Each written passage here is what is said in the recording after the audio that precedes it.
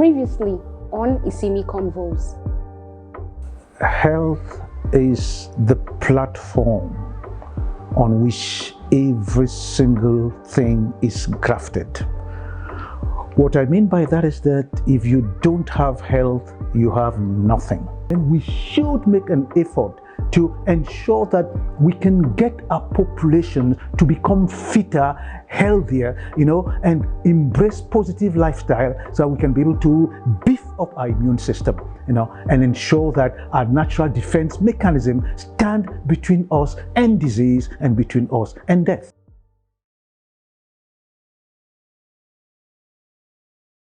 Health has become a luxury, especially in these COVID-19 times. Good health is key to being productive in our world today. And we at the Isimi Experience Retreats are here to make sure you get a kickstart to a healthy lifestyle.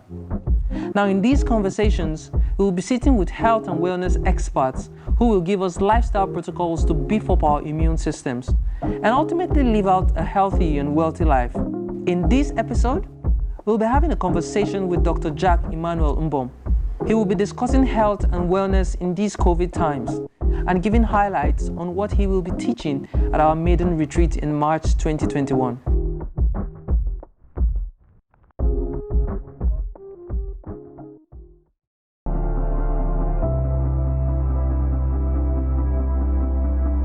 The first thing we're going to do is develop the consciousness, the health consciousness of the participants.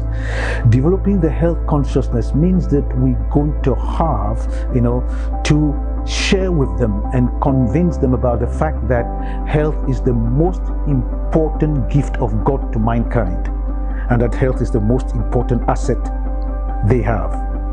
Like I said at the beginning, that if they don't have it, they have nothing, and that when they lose it, they lose everything.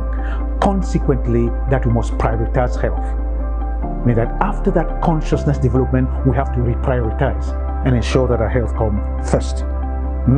Thirdly, we have to make sure that we provide them with health information, so that they have right sources of information to know what to do, so that they can be able to ensure a greater health, and a more effective health for the long term. 4, provide health education.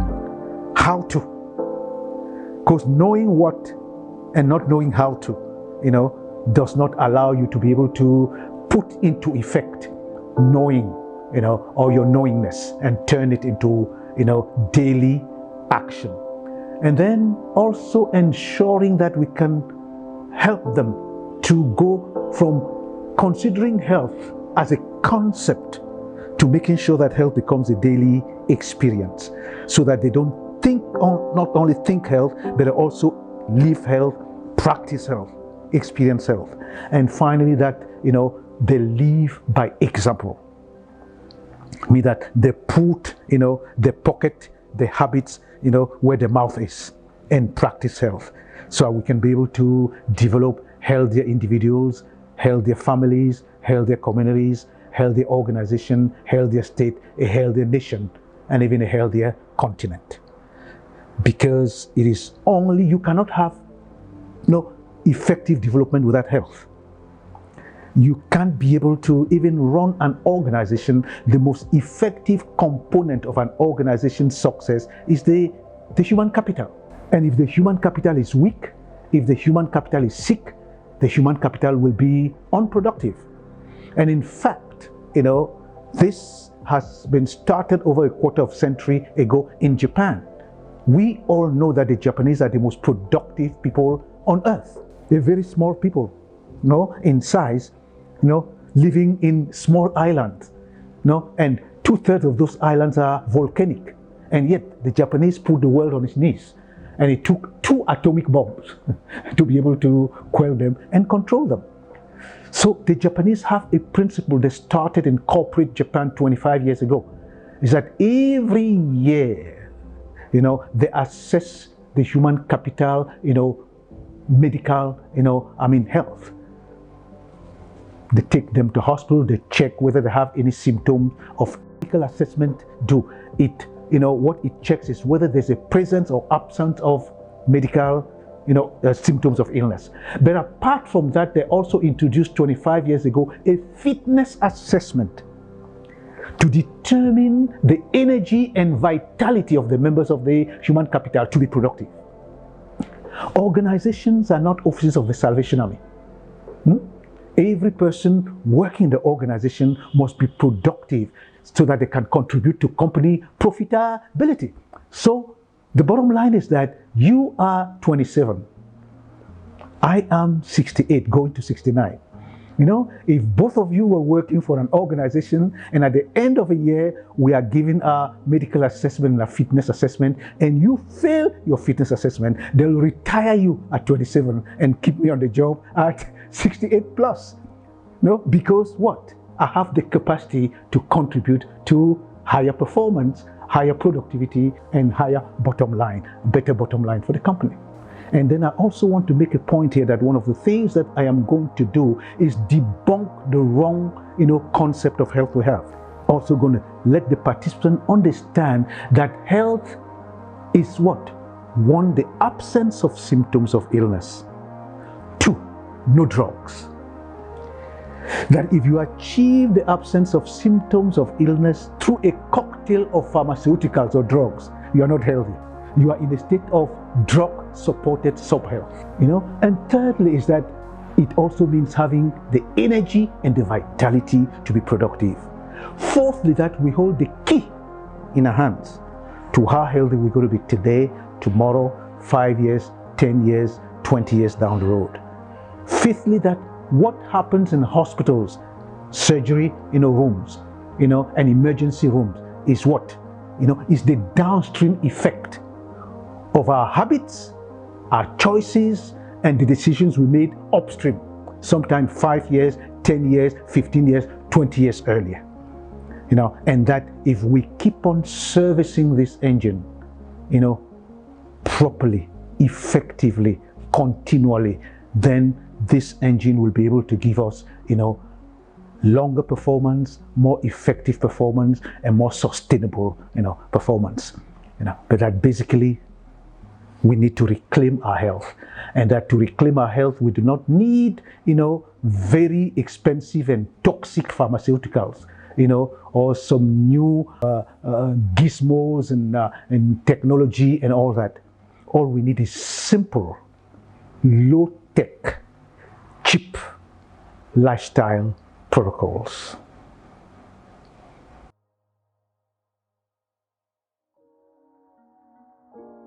You see, what we're going to teach them at the retreat is not sickness management, it's health creation. Sickness management usually takes place, in hospitals, and the relationship between the doctor and the patient is usually a one-on-one relationship, and most of the time the doctor does not have more than 5 or maximally 10 minutes to give to a patient, and that's not enough. So even in the hospitals, we have two different concepts of medicine. The doctor focuses on sickness, and then we have the nurses who are who focus on the patient. So while medical doctors are sickness the focus, nurses are patient the focus. Now, what we do and what we're going to train people in and teach them is health creation, and health creation takes place in communities. And let me explain the importance of communities and behavioral change. Research has shown you are Yoruba, and you also speak, Efik, because your mother is from, Cross Rivers. But then it is very simple for you to understand that if a child is born in Yoruba land and the language spoken in the environment is Yoruba, what language is the child going to speak? Beautiful, simple. Consequently, we have to understand the impact of the environment on individuals. So what we are saying is that no matter how well you are determined, how well you have decided, and how self-disciplined you are, having an environment that will nudge you into a certain type of lifestyle and behavior is very, very important. There's also something that we have to understand. In psychology, we say that a drop of water falling regularly, unceasingly on the hardest of the rock is going to end up by leaving a mark on that rock. So what we are saying that for us to ensure that we can be able to develop healthy individuals, healthy families, healthy organizations, healthy communities, we have to make sure that we change the cultural dynamics in our homes, in our organizations, in our communities, and in our nation, and stop encouraging people to fall sick so that they can go to hospital to get drugs and surgery. Once we start, developing consciousness, awareness, providing information and educating people to understand that they have a responsibility for their health, then, we're going to start making an impact. So we are going to encourage group processes. We're going to encourage community, group dynamics to make sure that people have support and they have the nudging to be able to build up a behavioral architecture that will support, positive lifestyle changes. But that is important. Health must be what? A family project, an organizational project, a community project. It's not something where you go alone, because the behavior of those around you determine the behavior you're going to have. The choices, default choices, in an environment and a culture, determine the choice you're going to make. If you have a choice between, Milo, between coffee and green tea, what choice are you going to make? Either Milo, coffee, or green tea. Consequently, we have to make sure that at the level of families, we create a dynamic, positive lifestyle culture. And then we make default choices so that people, can be able to always make the right choice that is going to reinforce, healthy living with tremendous vitality and longevity. At the end of the day, what we want to do is ensure that we have a vibrant health platform that ensures long lifespan and long health span. Let me make this clear. 5 years ago, there was a new health classification from the World Health Organization, and it goes thus: from 0 to 17 years, you are underage. From 18 to 65, you are young. So as I'm sitting down in front of you, I'm just 3 years above young. From 66 to 79, you are middle age. From 80 to 99, you're old. And above 100, you're ripe old. Consequently, because of science and technology, the natural outcome today is that people live longer. But then having a long lifespan without a commensurate health span, meaning having to spend the last 20 years of your life in hospital, and all that, is it worth it? Consequently, the health paradigm shift that we have to engage in is developing positive health behaviors that ensures us to achieve a long lifespan and a long health span.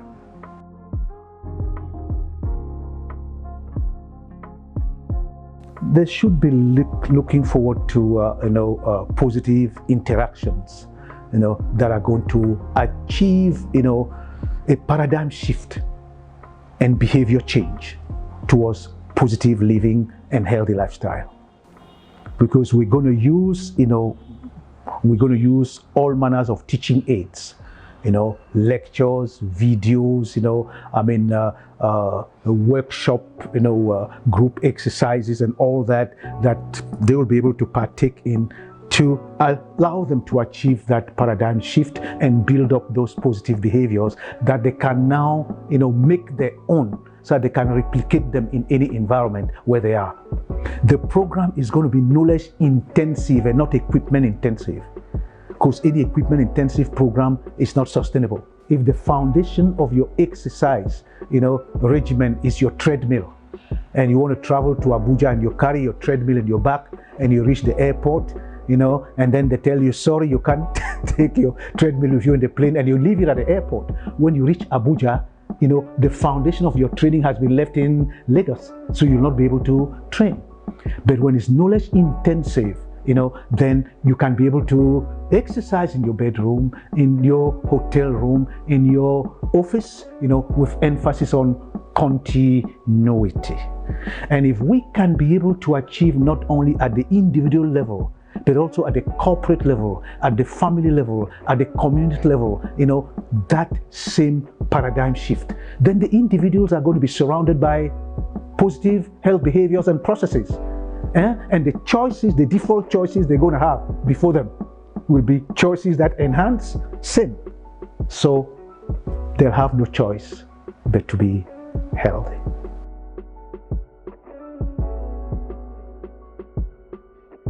My biggest health lesson has been that health is the most important asset I have. That the only thing that allows me to be appreciated in society is the role I play in that society.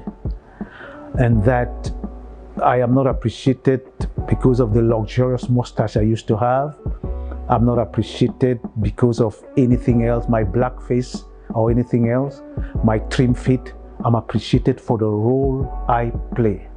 The role of a father, the role of a friend, the role of a professional, the role of a family man, the role of a community member, and all that. And that the only thing that allows me to play those roles, those assigned to me by myself and those assigned to me by God, is my health. That's why I said ab initio, this program, that if you don't have health, you have nothing. When you lose it, you lose everything. Because 21 years ago, I had a near fatal accident.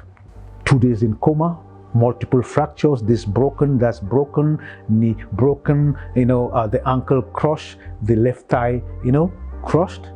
And, it took me 2 major surgeries, one at the National Orthopedic Hospital, a hospital stay of about 6 months, and then corrective surgery abroad in Europe. And basically virtually 5 years of re-education without working. Then there was somebody on my desk. So what the lesson that it taught me was that I am not indispensable, and that if I'm not healthy, I can't play the role for which I'm appreciated, and that if I'm not there, somebody else will take that place to play that role. Consequently, we all have to understand, and we don't need to do it the hard way like I did. The wheel has already been invented. So we don't have to sit down and wait for what happened to me to happen to every single one of us. We have to understand that being healthy, having energy and vitality is the prerequisite for being able to play any role for which we are appreciated.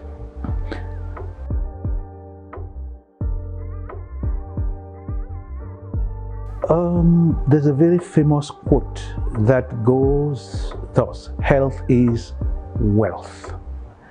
Real health is not the number of estates you have, or the size of your bank account in dollars or in pounds, and or in euros or in naira, for that matter. Your real wealth rather is your health. And that if you have all those things without health, they become an inheritance. And an inheritance for somebody else. But if you have them and you have wealth and you have health, then that wealth becomes an asset. Because you can be able to use it for adding value to humanity and adding value to your own life. So health is wealth. Wealth without health is an inheritance, and wealth with health is an asset.